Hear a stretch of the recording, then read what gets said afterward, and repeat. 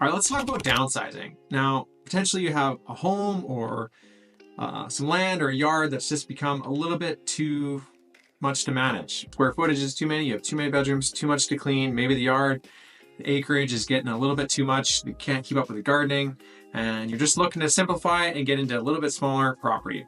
This video is for you. My name is Mark. I'm a Fraser Valley real estate agent and I love helping people downsize from a home that's just been a little bit too large for them to something a little bit more manageable.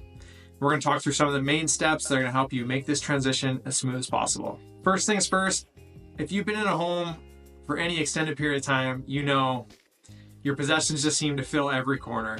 I think it's just human nature that we expand to the space that we're provided. So if you've been in a home for any length of time and your closets are full, your garage is full, every drawer and cabinet and cupboard is full of things you've accumulated over the years, this is going to be probably the biggest hurdle. And mentally, it's a tough one to wrap your head around. You have to really downsize and get rid of a lot of your possessions in order to make a transition from a large home into something that's going to be smaller square footage and potentially significantly smaller if you're going from a large single family home to potentially, a 55 plus condo building or something like that. Let's touch on the 4-box method. And this can be a great way to help kind of categorize your possessions and items in a way that's a little bit more manageable. So things you're keeping, so box up or compile everything that you're going to keep, everything you want to take with you to your new place, right? Everything that has value that's worth selling. So this is going to be another kind of pile of things where, hey, these are worth some money to someone potentially, and I have the time and resources to be able to sell these. So let's set those aside.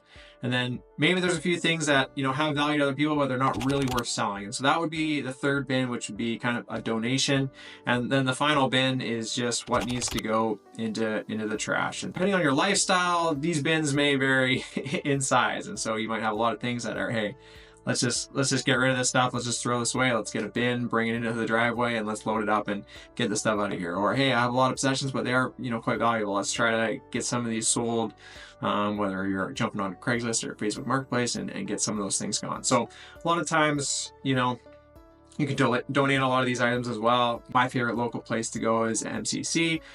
You drop off a lot of things there and they'll repurpose them and get them out to members in the community. So that can be a great way to do it as well. So that's the 4-bin method. Categorize them into 4 different areas. It can kind of be a way to help just visualize it and really focus on tackling one piece of that puzzle at a time.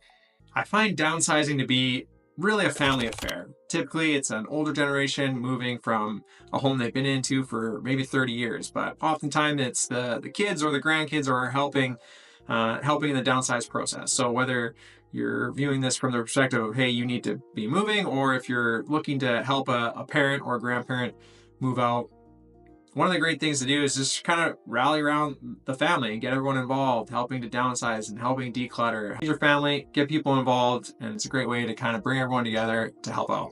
Once you've got everything into the various boxes and you've sold a lot of your items, and you've downsized a lot of things, and rooms and everything are cleaned out, now it's really time to start thinking about getting that home listed on the market. All the work that you've done leading up to this point is going to really help in the saleability of your home. The more you can kind of declutter, get everything, open up your home, have a really nice presentation is going to be key. So take the time to really go room by room, clean everything out, and be ready to showcase that home through photos and video, and really be able to open up that home to potential buyers who can come in, visualize themselves in the space, and really fall in love with your home.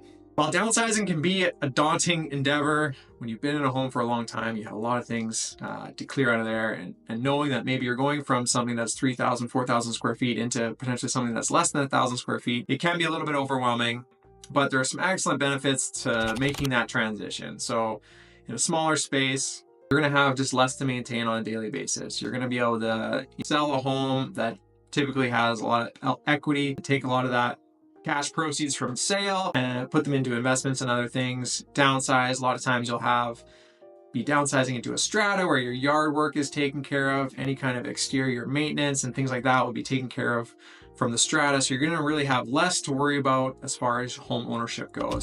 And so that can come with a financial benefit as well as just a time benefit of not having to worry about mowing the lawns or different projects, around the house. So you really just have, to worry about what's inside your 4 walls and take care of that. And that's about it. So take some cash, put it in the bank and go travel and really have a lifestyle where you don't have to maintain a large property or a large home. What do you think is the biggest hurdle to downsizing? Is it decluttering? Is it the process of finding a new place? What is it for you that you think would be the biggest hurdle to going from kind of a large property to something a little bit smaller? Throw that in the comment below. There's a link in the description as well if you want a personal consultation to see how downsizing can work for you and your particular situation. So go check that out as well.